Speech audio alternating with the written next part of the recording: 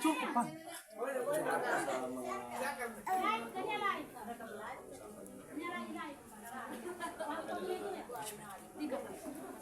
Papa ka muna ito eh.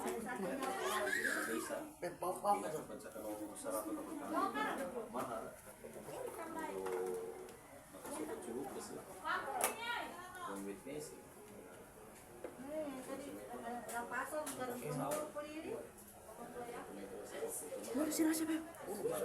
Padaan ba ate? Ay, cellphone na. Ay, cellphone na. Ate, may buwag ka dyan naman. Huwag ka magpunta dyan. Niya, kami na kayo, kape.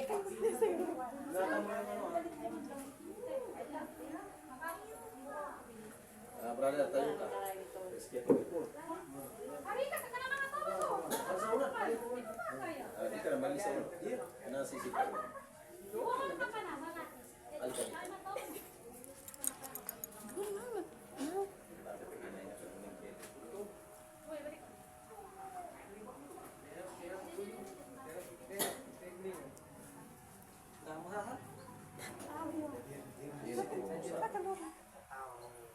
Dikit ka din.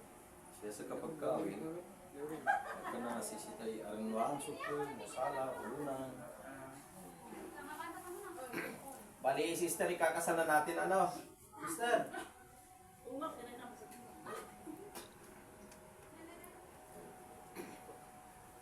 Bismillahirrahmanirrahim. Alhamdulillahilladzi ahallallahu nikah wa harrama zina. Allah subhanahu wa ta'ala qad yaqul fil Qur'anil Karim. بعد أعوذ بالله من الشيطان الرجيم بسم الله الرحمن الرحيم يا أيها الناس اتقوا ربكم الذي خلقكم من نفس واحدة وخلق منها زوجها وبث منهما رجالا كثيرا ونساء واتقوا الله الذي تساءلون به والأرحام إن الله كان عليكم رقيبا والرسول صلى الله عليه وسلم يقول النكاح سنة فمن غير سنة فليس مني أو فليس منا وقال أيضا في حديث يا معشر الشباب من استطاع منكم الباءة وليتزوج فإنه أجر البصر وأحسن الفرج إلى آخر الحديث ومن قال عليه الصلاة والسلام. Ngunit ang lahat ng papuri at pasasalamat ay nabuo lamang sa Allah, mapagtanging nag-isang Diyos na tagapaglikha. Lahat natin bilang nilikha na tayo, nagpang layunin ang Allah subhanahu wa ta'ala, bilang na lamang upang tayo makapagsamba o sumamba sa Kanya. So ngayon brother, tayo po ay ikaw ay gaganap o gaganapin bilang ikasal sa iyong mahal na si sister. Sino pangalan ni sister? Aisa. Aisa, anong pinito? Daganas. Daganas, Aisa Daganas.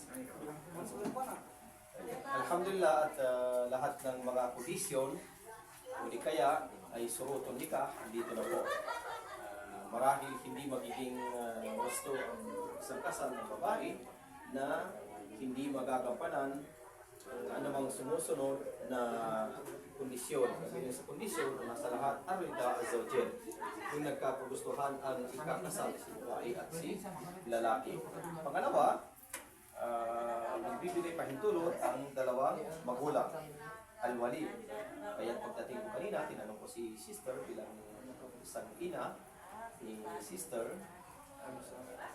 Aisa, at tinanong ko rin kung alam ba o naging aware ba ang kanyang ama. So alhamdulillah, nagbigay daw ng pahintulot upang ang kanilang anak ay gaganapin o ikakasal sa mga oras na ito. Marahil hindi magiging wasto, ika ng Propeta sallallahu alaihi wasallam sa kanyang wika, la nikahu illa biwaliyin. Sa isang hadis, ay mamaraatin na kahat bigay idin waliha, panikahuha batin. Sino man ika ng Propeta ang ikakasal, ang babae, ikakasal na without permission from her guardian, ang kasal na ito ay not valid. Sino man ang ikakasal na walang permis, walang pahintulot, walang sa dalawang magulang, ang kasal na ito ay not valid. Para din silang nangangalunya. So pagkabilang dito sa kondisyon ng pag-aasawa o pagkakasalan ay almahar. Kung may ibibigay si lalaki kay babae bilang kanyang pagkakasalan na dowry. No? Sabi ng Allah sa Quran, wa atun isa sa nabatikin na nila. Inyong pagkakaloob sa inyong napupuso ang pagkakasal ng babae ang kanilang handog. Babae sa pamamagitan ng pagbibigay ng taos puso. No? Kabilang dito, sigatul akad ang pagtanggap ni lalaki sa kanyang asawa. So ngayon, yung bibigkasin ko, bigkasin mo. Ang kahto ka, o jawaz ka, mahtubat ka, Aisa, Kaladas, Fima, Radaitu, Minal Mahak, Ala, Kitabillahi, Sunnati, Rasulillah, Sallallahu Alaihi Wasallam. Brother, Kabiltu, Nikaha, Binapsi, Bidalik, Bima, Radayna, Minal Mahak, Ala, Kitabillahi, Sunnati, Rasulillah. Kakasal ka namin, ipapasawa namin sa iyo, ang iyong mahal, na si Aisa, Tagadas, bilang pinagkatiwala ng kanyang dalawang magulang para sa akin, ipapatanggap sa iyo. Meron kayong napagkasundo ng Dore, marapat mong ipagkaloob sa iyong asawa na ayon sa batas, at sa katuruan ng Propeta Muhammad, sumakanya nawa ang kapayapaan at pagpapala. Brother, tinanggap ko na maging asawa ko si pangalan niya ng taus-puso, bukal sa aking kalooban at walang sapilitan. Mayroon kaming nakapasundo ng Dore, marapat kong ipagkaloob sa aking asawa na aayon ito sa batas ng Islam at batas ng Quran at sa katuruan ng Propeta Muhammad, sumakanya nawa ang kapayapaan at pagpapala. So, Mubarak brother, alhamdulillah, at mula ngayon kayo ay pinagkakasal, no? Una sa lahat, bibigyan po natin sila ng konting payo. Ang pag-asawa sa Islam ay napakadali lamang.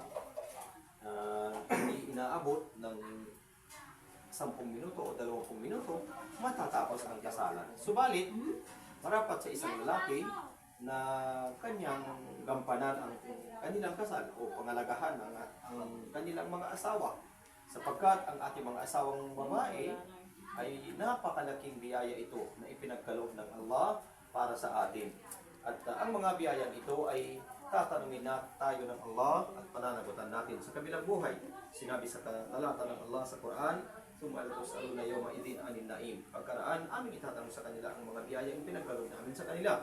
Kabilang sa biyaya ng dakilang Allah ng ating mga asawa, pinakamalaking biyaya ng ating mga asawa, tatanungin tayo ng Allah, paano ba natin sila pinangalagahan?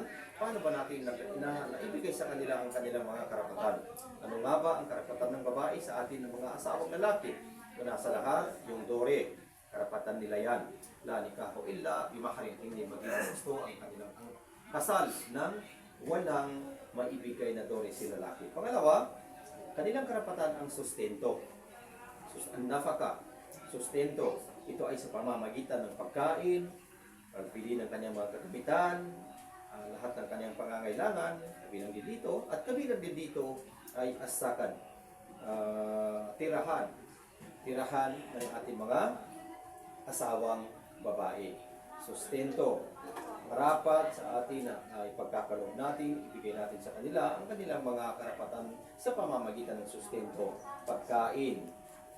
Tunay na ang Allah ang siyang bumubuhay, subalit dito yan nakasalalay sa atin na mga kalalakihan. Kaya magmahawa na sa lahat, kayong dalawa na bilang magkabiyak ng puso, magmahalan kayo, mga konting alitan, huwag ito palalain at hanapan ito ng solusyon.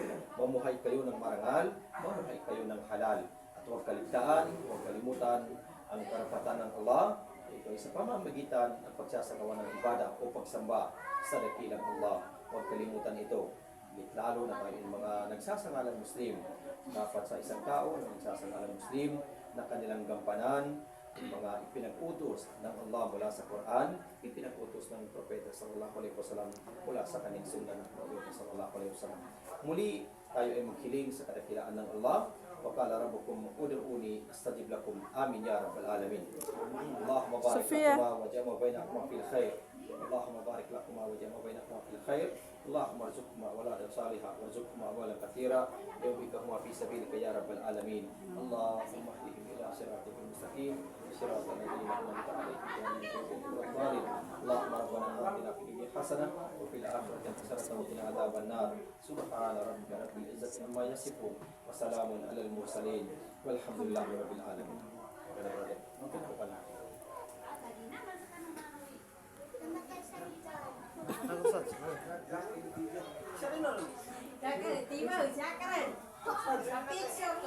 Picture. Magpa-picture kayo. Picture ini. Sasi, Erika. Sana yung mama mo. Sasi, come.